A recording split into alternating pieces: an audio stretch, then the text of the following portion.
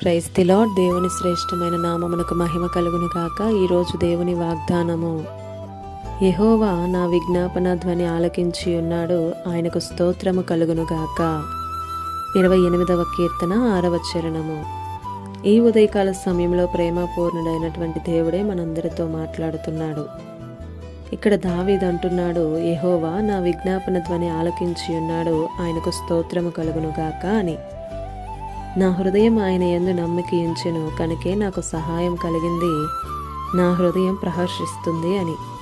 ఇంతకీ ఇతను ఇంత క్షేమంగా నెమ్మదిగా ఎలా ఉండగలిగాడు?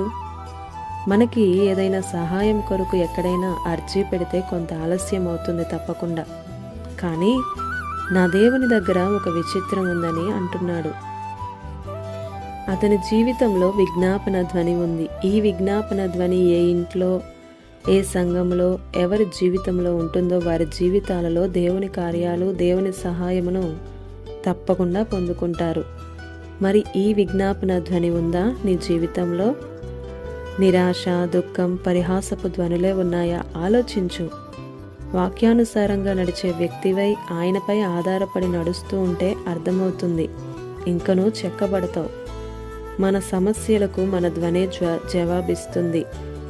ప్రతి సమస్యకి పరిష్కారం మన విజ్ఞాపన ధ్వనే మొదలు పెడుతుంది. యుద్ధంలో పోరాడేవాడు జయం పొందాక ఊదే ఆ బోరధ్వని ఎంతగా వినాలనిపిస్తుందో కదా.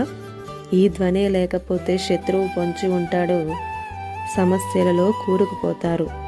ప్రార్థనా ధ్వని, విశ్వాసపు ధ్వని, గోజాడే ధ్వని నీకుండాలి.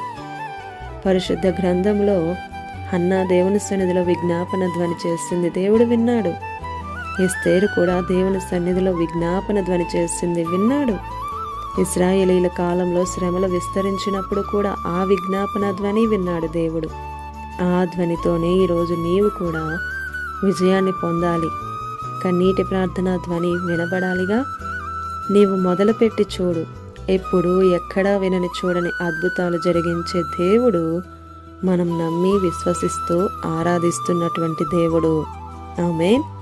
ఈ దిన వాగ్దానం మనందరి జీవితాలలో నెరవేరాలని కోరుతూ దేవుని సువార్త పరిచర్యలో మీ సహోదరి ప్రసన్న.